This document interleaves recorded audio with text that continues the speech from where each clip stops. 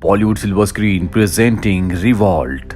कहानी की शुरुआत होती है केनिया से, जहां पर हमें अमेरिकन स्पेशल फोर्सेस के एक सोल्जर को दिखाया जाता है जो अपने कोलीग्स यानी कि अपने साथी सोल्जर के साथ यहां पर तैनात है। और तभी इनका एक हेलीकॉप्टर क्रैश हो जाता है जिससे चारों तरफ भगदड़ मच जाती है। वो सोल्जर देखता है कि उनके दो सोल्जर्स को किसी ने खाक में मिला दिया, पर इससे पहले कि वो कुछ समझ पाता इनके पास एक धमाका होता है जिससे वो सोल्जर बेहोश हो जाता है। और जब उसे होश आता है तो वो एक जेल में होता है। अब वो अपनी याददाश्त भूल चुका है, यहाँ तक कि उसे अपना नाम भी याद नहीं है। वो जेल की दीवार से एक ईंट हटाकर बाहर देखता है, वहां सिर्फ उसे तबाही दिखती है जो देखकर वो चिल्लाने लगता है। तभी बगल वाली सेल से आवाज आती है कि चिल्लाना बंद करो नहीं तो हम दोनों मारे जाएंगे। वो अपना नाम नाडिया बताती है। ये एक फ्रेंच डॉक्टर होती है जो यहाँ पर अपनी सर्विसेज दे रही होती है। और अब वो इस सोल्जर को बताती है कि हमारी दुनिया पर एलियंस का हमला हुआ है जो कि रोबोटिक एलियंस हैं, और अगर तुमने चिल्लाना बंद नहीं किया तो वो यहाँ पर आकर हमें मार देंगे। नाडिया बताती है कि यहाँ पर हमें एक लोकल गैंग ने बंद किया है, और तभी वो गैंग वाले यहाँ पर आ जाते हैं। इस सोल्जर को उनकी भाषा आती है, इसीलिए वो इनके साथ समझौता करना चाहता है, पर गैंग वाले ने मारना चाहते हैं। इसीलिए सोल्जर की उनसे हाथापाई हो जाती है, और इसी हाथापाई के दौरान वो एक गैंग मेंबर के साथ खिड़की से नीचे गिर जाता है।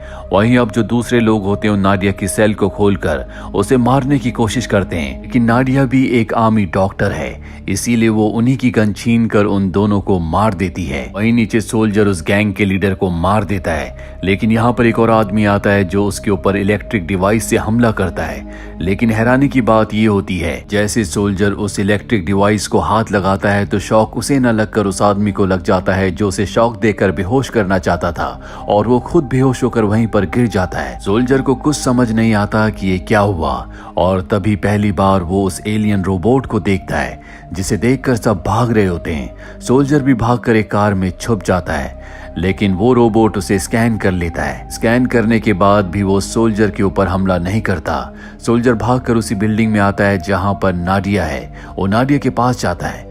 नाडिया उससे उसका नाम पूछती है, लेकिन उसे अपना नाम याद नहीं होता। इसीलिए नाडिया उसकी वर्दी में उसका नाम देखती है जो कि आधा अब फट चुका है। वहां सिर्फ बो लिखा होता है, इसीलिए नाडिया कहती है कि तुम्हारा नाम बो है। वे दोनों के दोनों वहां से हथियार लेकर बाहर निकल जाते हैं। सोल्जर अमेरिकन बेस में जाना चाहता है, हालांकि नाडिया उसे समझाती है कि वहां जाने का कोई फायदा नहीं है क्योंकि अब तक वहां पर सब मारे जा चुके होंगे। लेकिन सोल्जर उसकी बात नहीं मानता, इसीलिए नाडिया को उसके साथ जाना पड़ता है। अब ये गाड़ी से आगे बढ़ने लगते हैं, तभी इनकी गाड़ी के ऊपर हमला होता है जिससे इनकी गाड़ी का एक्सीडेंट हो जाता है। इनके ऊपर जो हमला हुआ है वो केनिया के सोल्जर्स ने किया है, और अब केनिया के सोल्जर्स इन्हें चारों तरफ से घेर लेते हैं। नाडिया उन्हें समझाने की कोशिश करती है कि हम दुश्मन नहीं है, लेकिन जब वो बो के हाथ में टैटू देखता है तो उसे गुस्सा आ जाता है। पर इससे पहले कि वो इन दोनों को नुकसान पहुंचाता, वो उसकी गन छीन कर उसके कुछ सोल्जर्स को मारकर उसे गन पॉइंट पर ले लेता है और अपने टैटू के बारे में पूछता है। वो बताता है कि बॉर्डर के पास अमेरिकन्स का कैंप है जहां पर बहुत सारे रडार्स हैं, बहुत सारे डिश एंटीनास हैं, और उन्हीं के जरिए अमेरिकन्स ने यहाँ पर इन रोबोट्स को बुलाया है।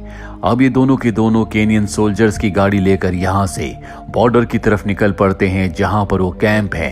रास्ते में देखते हैं कि बहुत सारी बिजली की तारें बिछी हुई हैं, शायद रोबोट्स को अंदर ना आने के लिए बिछाई गई हैं। लेकिन अब इनके पीछे एक रोबोट होता है, इसीलिए नाडिया को उन तारों के ऊपर से गाड़ी चलानी पड़ती है।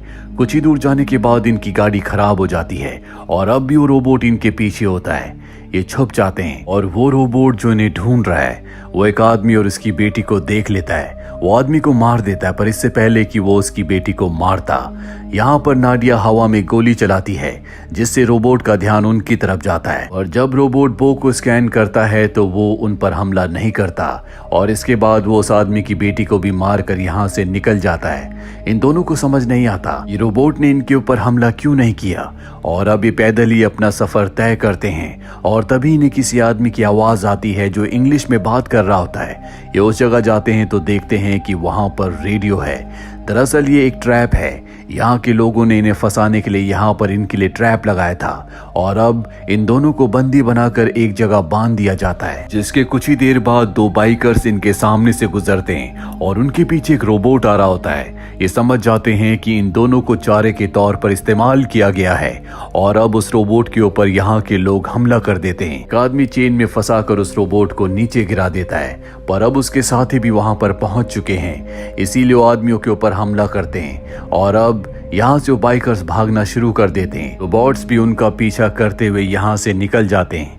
वो ने अपने आप को आजाद कर लिया था और अब ये दोनों के दोनों एक बार फिर से पैदल ही आगे बढ़ना शुरू कर देते हैं। इनके सामने एक ब्रिज आता है और जब ये ब्रिज को पार कर रहे होते हैं तो बो की आंखों में फ्लैश चमकता है जो कि नीचे से चमक रहा होता है। वो उस तरफ गोली चलाता है और अब ये दोनों के दोनों नीचे देखने जाते हैं, जहाँ पर एक फोटोग्राफर होता है जो कि जख्मी है। इन दोनों को बहुत सारी फोटोज दिखाता है जो कि एलियंस के हमले की होती है और अब तभी यहाँ पर एक बहुत बड़ा धमाका होता है। ये तीनों की तीनों एक बिल्डिंग में चले जाते हैं। यहाँ पर फोटोग्राफर बताता है कि एलियंस की फोटोज को खींचते खींचते मैं बहुत बुरी तरह से जख्मी हो चुका हूँ, मैं दर्द में हूँ, तुम मेरा कैमरा ले सकते हो पर इसके बदले तुम्हें मुझे मुक्त करना होगा। वो ऐसा करने से मना कर देता है क्योंकि वो किसी की जान नहीं लेना चाहता। इसीलिए फोटोग्राफर जोर जोर से चिल्लाना शुरू कर देता है ताकि ये उसे मार दे। हालांकि वो ऐसा नहीं करता, लेकिन नाडिया को ऐसा करना पड़ता है और अभी दोनों के दोनों उस फोटोग्राफर का कैमरा लेकर उसकी पिक्चर्स को और वीडियोस को देखकर आगे बढ़ने लगते हैं ताकि जल्द से जल्द ये उस बेस तक पहुंच सके। अभी रास्ते में गाड़ी चुरा कर आगे बढ़ते हैं और जब भी आगे बढ़ रहे होते हैं तभी गाड़ी के रेडियो में अजीब सी आवाजें आने लगती हैं। गाड़ी को देखते हैं और चारों तरफ देखते हैं जहां पर इन्हें एक रोबोट दिखता है जो कि अब मारा जा चुका है और तभी वहां पर एक धमाका होता है। जब ये धमाके की तरफ देखते हैं तो वहां पर बहुत सारे रोबोट्स इन्हीं की तरफ आ रहे होते हैं, इसीलिए कार में बैठकर यहाँ से निकल जाते हैं। पर वो सभी रोबोट्स अब भी इनका पीछा कर रहे होते हैं। इन्हें रास्ते में एक घर दिखता है, ये दोनों उस घर की बेसमेंट में जाकर छुप जाते हैं और तभी वहां पर तूफान आ जाता है। दरअसल ये तूफान नहीं बल्कि उन रोबोट्स का यूएफओ है जो इन दोनों को ऊपर खींच रहा होता है। इन दोनों ने एक दूसरे को जोर से पकड़ा है, इसीलिए वो दोनों को एक साथ ऊपर खींच रहा होता है और जल्दी ये दोनों एक दूसरे से अलग हो जाते हैं। वो ऊपर से नीचे गिरकर बेहोश हो जाता है और यूएफओ नाडिया को अपने साथ लेकर यहाँ से निकल जाता है। कुछ देर के बाद बो को होश आता है। वो देखता है कि उसका पैर जख्मी है। वो अपने पैर पर पट्टी बांधकर केलई बेस यानी कि रडार स्टेशन की तरफ बढ़ने लगता है। जल्दी वो बेस तक पहुंच जाता है जो कि अब पूरी तरह से तबाह हो चुका है। यहाँ पर कोई अमेरिकन सोल्जर नहीं है। वो पास ही के एक शहर में जाता है जहाँ पर वो देखता है कुछ लोगों के पास ऐसे हथियार हैं जिनसे वो रोबोट्स को मार सकते हैं और रोबोट्स भी उनका सामना कर रहे होते हैं। एक रोबोट बो के पास आता है। वो बो की पूरी बॉडी को माइंड को स्कैन करता है। स्कैन करने के बाद बिना हानि पहुंचाए वो बो को छोड़कर वहां से चला जाता है। लेकिन अब बो को अपने पास्ट की कुछ यादें आना शुरू हो जाती है जिससे उसका दिमाग बहुत ज्यादा ओवरलोड हो जाता है और वो वहीं पर बेहोश हो जाता है। जब उसे होश आता है तो वो एक फैसिलिटी में होता है। उसके पैर के जख्म का भी इलाज कर दिया गया है। दरअसल ये वो लोग हैं जो रोबोट से लड़ते हैं और इनके पास ऐसे हथियार है जिनसे रोबोट्स को मार सकते हैं। बो को समझ नहीं आता कि रोबोट्स उसके ऊपर हमला क्यों करते हैं, इसीलिए बो को ये एक आदमी के पास ले जाते हैं जिसने वो ईएमपी हथियार बनाए हैं जिनसे रोबोट्स को मारते हैं और उसने एक बहुत बड़ा हथियार बनाया होता है जो अगर ये यूएफओ के नीचे चला दे तो यूएफओ के साथ साथ सभी रोबोट्स का खात्मा हो जाएगा। अब जब ये बात कर ही रहे होते हैं कि तभी इन्हें मैसेज आता है कि बहुत सारे रोबोट्स इसी तरफ आ रहे हैं। ये कंफ्यूज हो जाते हैं कि रोबोट्स को इनकी लोकेशन का कैसे पता चला। यहाँ पर इस इंजीनियर ने जिसने हथियार बनाए हैं उसने रोबोट्स के स्केचेस बनाए होते हैं जिसमें रोबोट्स ने एक आदमी को पकड़ा हुआ है और तभी बो को याद आता है कि उसको भी रोबोट ने पकड़ा था और उसके अंदर एक डिवाइस को इंजेक्ट कर दिया था जिस डिवाइस की वजह से रोबोट को हमेशा उसकी लोकेशन का पता रहता है और इसीलिए रोबोट उसके ऊपर हमला नहीं करते क्योंकि रोबोट के लिए एक तरह से वो ट्रैकर का काम करता है और बो की वजह से ही रोबोट को इनकी लोकेशन का पता चला है। वो ये बात सबको बता देता है और अब ये बो को मारना चाहते हैं पर बो कहता है कि मेरे पास एक प्लान है। वो रोबोट्स उनका यूएफओ मुझे ट्रैकर की तरह इस्तेमाल करते हैं, जहां मैं जाऊंगा वो मेरे पीछे आएंगे और अब जब वो मेरे पीछे आएंगे तो हम इस बड़ी ईएमपी बॉम्ब मशीन से उन सब का खात्मा कर देंगे। बो की बात सबको अच्छी लगती है और अब ये टनल के जरिए यहाँ से उस मशीन को लेकर बाहर निकलते हैं। और तभी गलती से इनके एक साथी का उस वायर पर पैर लग जाता है जिस वायर को इन्होंने रोबोट्स को लगाया है, और उस वायर पर पैर लगने के बाद यहाँ पर धमाका होता है और अब इन्हें आसमान में यूएफओ दिखता है जो कि उस तरफ जा रहा होता है जहाँ पर बहुत सारे लोग हैं और जल्द से जल्द ही वहाँ पहुँचना चाहते हैं।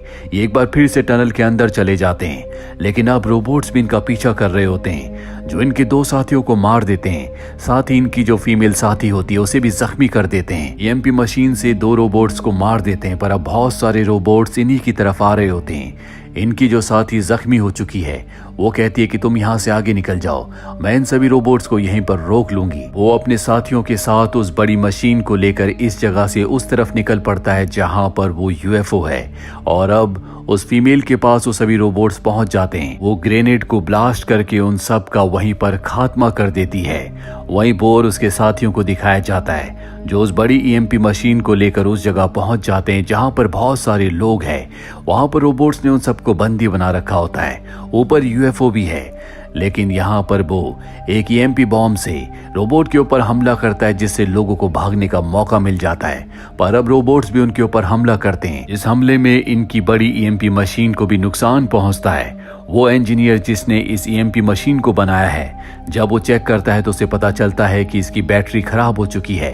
वो बैटरी को ठीक करने की कोशिश करता है लेकिन इसका कोई फायदा नहीं होता और बिना बैटरी के इस ईएमपी मशीन को चलाया नहीं जा सकता। बीबो को याद आता है कि वो आदमी जो उसे इलेक्ट्रिक शॉक देकर बेहोश करना चाहता था, किस तरह से उल्टा उसे ही शॉक लग गया था, यानी कि उसके अंदर जो ट्रैकर लगाया गया है उससे उसके अंदर इलेक्ट्रिसिटी को ट्रांसफर करने की पावर आ चुकी है। और अब वहां पर एक रोबोट गिरा होता है। वो एक हाथ से उस रोबोट को पकड़ता है जिसके अंदर इलेक्ट्रिसिटी है और दूसरे हाथ से उस ईएमपी मशीन के उस सर्किट को जहां से पावर दी जाती है, और ऐसा करते हुए उसे बहुत दर्द होता है और तभी ईएमपी मशीन से ईएमपी ब्लास्ट होता है।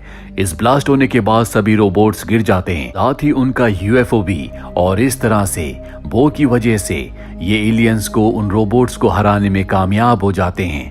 उम्मीद करते हैं कि ये कहानी आपको पसंद आई होगी।